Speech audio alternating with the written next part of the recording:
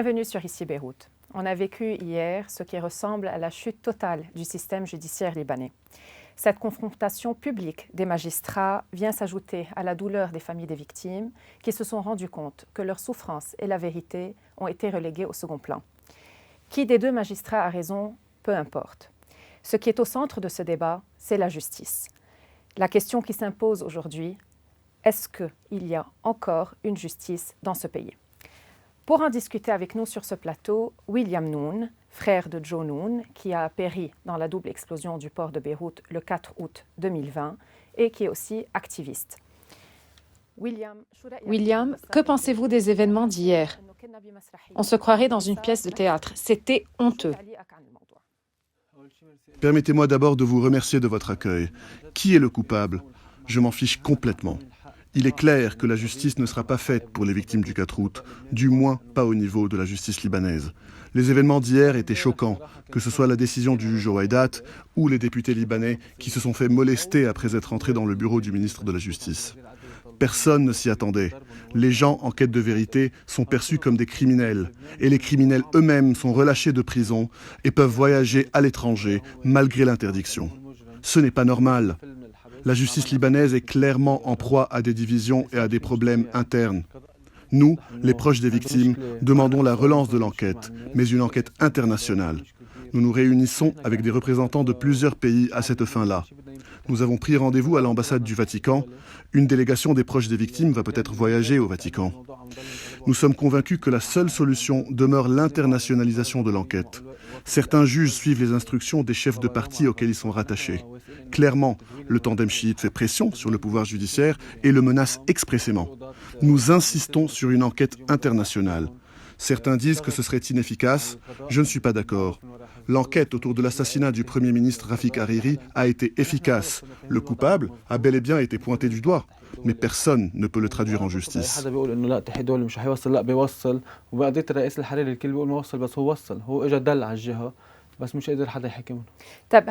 Quelles sont les démarches que les familles des victimes vont entreprendre pour internationaliser l'enquête?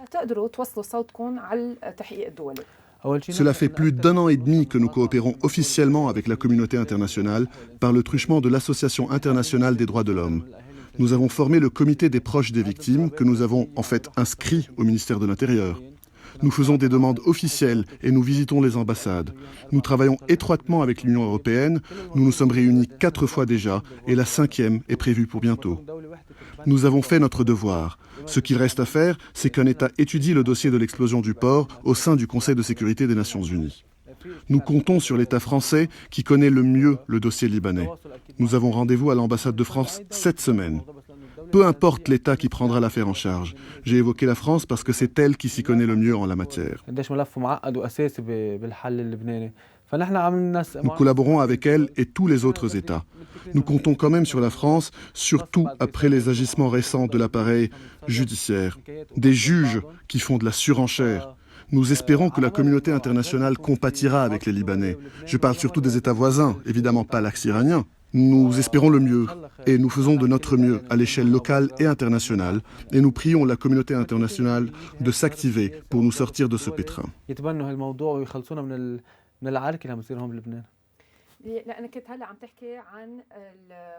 Vous venez de mentionner le système judiciaire libanais. Est-ce que vous et les familles des victimes avez confiance en la justice au Liban?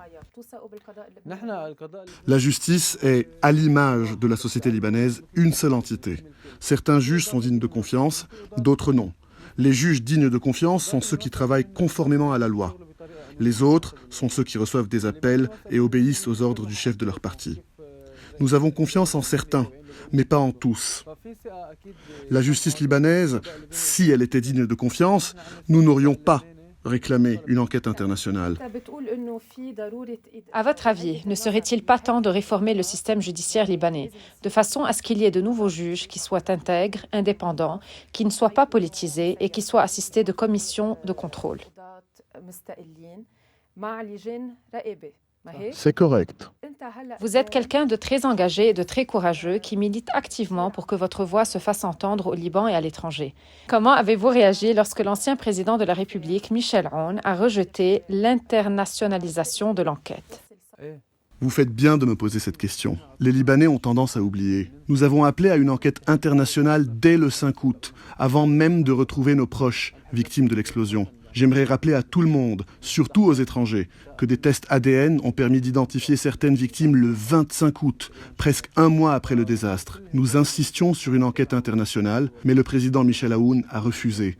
Le tandem chiite a refusé et a même demandé au président Macron lui-même de refuser l'enquête lors de sa visite au Liban, et les médias en sont témoins. À mon avis, la position du président Aoun n'était pas la sienne, mais plutôt celle du Hezbollah, son allié. Cela est clair. Si l'enquête internationale avait été lancée à l'époque, beaucoup de choses auraient changé au Liban. Mais c'est de ça qu'ils avaient peur, eux. Le président Michel Aoun représente donc le Hezbollah au sein de l'État et a refusé l'enquête internationale. On nous avait même demandé de nous contenter de l'enquête judiciaire locale. Mais aujourd'hui, ils refusent même celle-ci. Ils ne veulent ni enquête internationale, ni enquête locale. Ce qu'ils veulent, c'est fermer le dossier une bonne fois pour toutes, pour éviter d'être accusés. Vous avez évoqué la justice. Les nominations dans ce secteur dépendaient elles aussi du président Aoun. Elles ont été gardées 6 ans dans le tiroir. Et pourtant, il tenait à nous parler de son respect de la justice et de l'importance majeure de celle-ci. Plutôt que d'approuver les nominations, son mandat a pris fin sans qu'il ne fasse quoi que ce soit. Mais le peuple libanais n'est plus dupe. Moi, j'ai 28 ans, mais je sais, de par mon expérience, discerner entre le bon et le mauvais. Les responsables politiques disent de belles choses aux médias, mais n'en appliquent pas une seule lettre. Beaucoup de responsables, dont le président Michel Aoun, obéissent, parfois malgré eux, aux ordres de leurs supérieurs. William, vous revenez tout juste de chez le métropolite de Beyrouth, Monseigneur Elias Aoudé. Quelle était la teneur de votre visite? L'explosion a eu lieu à Beyrouth. Le quartier où se trouvait le métropolite de Beyrouth, Elias Aoudé, a été le plus affecté. Le métropolite Aoudi et Bkerké nous sont d'un grand soutien. Monseigneur Aoudi nous remonte le moral, mais il est frustré et choqué par ce qui s'est déroulé. Il m'a dit une seule chose, et ces paroles me donnent la force de persévérer. Certains ont perdu leur humanité. Ne parlez pas à des murs, cherchez des humanistes. Vous y parviendrez, et nous vous soutenons. Comme vous le savez, l'archevêché se trouvait en face du port et a été largement détruit par l'explosion. Cette affaire tient tout autant au cœur du métropolite qu'au nôtre. Les proches des victimes, toutes confessions confondues, lui rendent visite, ainsi qu'au patriarche, pour reprendre de l'espoir. Nous le rencontrons le moral haut. William, je vous remercie d'avoir pris part à cette interview. Et merci à vous de nous avoir suivis sur Ici Beyrouth. Vous pouvez revoir l'intégralité de cette émission sur tous nos réseaux sociaux. À bientôt.